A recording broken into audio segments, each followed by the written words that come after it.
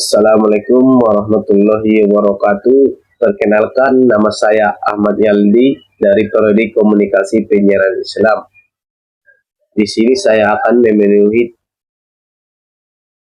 ujian akhir semester mata kuliah pengantar jurnalistik, yaitu mereview film dokumenter Negeri di Bawah Kabut. Film Negeri di Bawah Kabut adalah sebuah dokumenter karya sutradara Salahuddin Siregar yang dirilis pada tahun 2011. Film berdurasi sekitar 90 menit. Ini menggambarkan kehidupan sederhana masyarakat petani di sebuah desa kecil di lereng Gunung Merbabu, Jawa Tengah. Melalui kisah keluarga Parno dan Tumuni, film ini memotret pergaulan masyarakat desa menghadapi tantangan modernisasi, perubahan iklim, dan dinamika sosial yang memengaruhi kelangsungan hidup mereka. Dengan sinematografi yang indah dan narasi yang menyentuh, Negeri di Bawah Kabut membawa penonton pada refleksi mendalam tentang keberlanjutan ketahanan dan nilai-nilai tradisional yang terus bertahan di tengah zaman yang berubah. Tema utama dan konflik yang ditampilkan film Negeri di Bawah Kabut karya Salahuddin Siregar menggambarkan kehidupan masyarakat petani di Desa Genikan, lereng Gunung Merabu, Jawa Tengah. Utama film ini adalah perubahan sosial dan tantangan hidup komunitas tradisional di tengah modernisasi dan globalisasi. Nomor 1, perjuangan ekonomi. Para petani menghadapi kesulitan bertahan hidup akibat perubahan iklim, harga hasil pertanian yang tidak stabil, dan minimnya akses ke pasar modern. Yang kedua yaitu modernisasi versus tradisi. Generasi muda mulai meninggalkan desa untuk mencari peluang kota, meninggalkan pertanian sebagai sektor yang kurang diminati. Yang ketiga yaitu pendidikan versus kenyataan hidup. Pendidikan anak-anak di desa menjadi tantangan besar karena keterbatasan fasilitas dan keinginan generasi muda untuk mencari kehidupan yang lebih baik di luar desa. Fakta menarik atau cerita penting, yaitu yang pertama, fokus pada keluarga sederhana. Film ini mengikuti kehidupan keluarga Parno dan Tumuni yang menggambarkan perjuangan sehari-hari mereka sebagai petani di tengah perubahan zaman. Yaitu yang kedua, kehidupan anak-anak desa. Cerita anak-anak seperti wasis yang harus membantu orang tua bekerja sekaligus menuntut ilmu di sekolah menjadi cermin kuat tentang keterbatasan dan harapan masa depan. Yaitu yang ketiga, kabut sebagai simbol. Kabut yang melingkupi desa digunakan secara metaforis untuk menggambarkan ketidakpastian masa depan masyarakat desa yang tertutup oleh tantangan modernisasi. Hubungan isi film dengan teori komunikasi massa.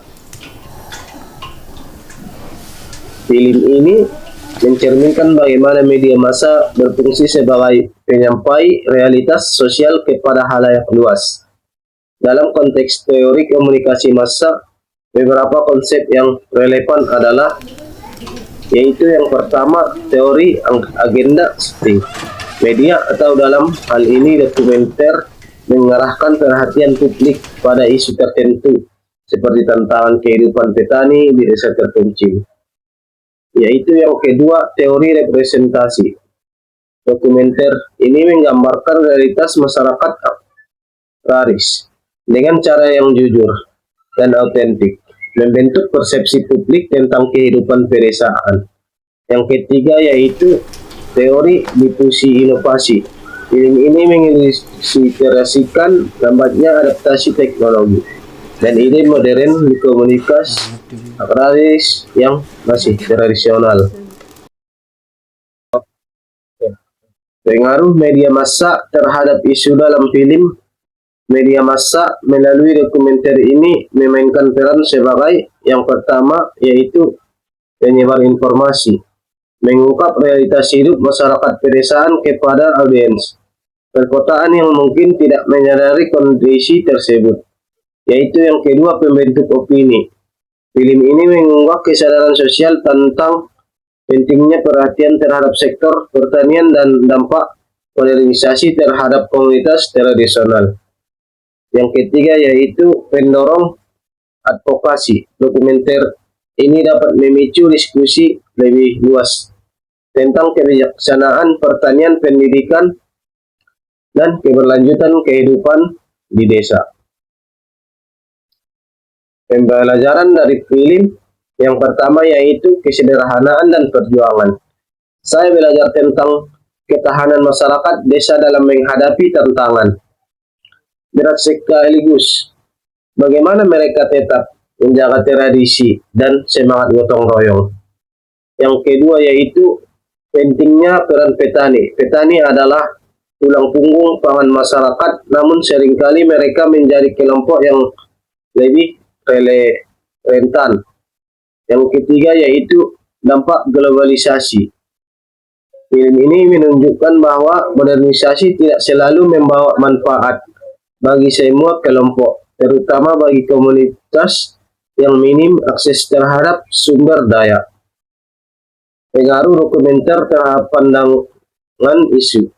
Setelah menonton film ini, pandangan saya tentang petani dan masyarakat desa menjadi lebih mendalam. Saya menyadari, yaitu yang pertama, kerapuhan sektor agraris. Betapa rentannya sektor. Saya sangat merekomendasikan film. Saya sangat merekomendasikan film dokumenter ini karena yang pertama, saya sangat merekomendasikan film dokumenter ini karena pertama, betul. Oh, benar. Ya. Saya sangat merekomendasikan film dokumenter ini karena yang pertama yaitu mengunggah emosi dan empati. Film ini membawa audiens lebih dekat pada realitas masyarakat yang sering kali terabaikan. Yang kedua, pendidikan sosial, memberikan wawasan mendalam tentang tantangan kehidupan di desa yang bertolak belakang dengan kehidupan perkotaan.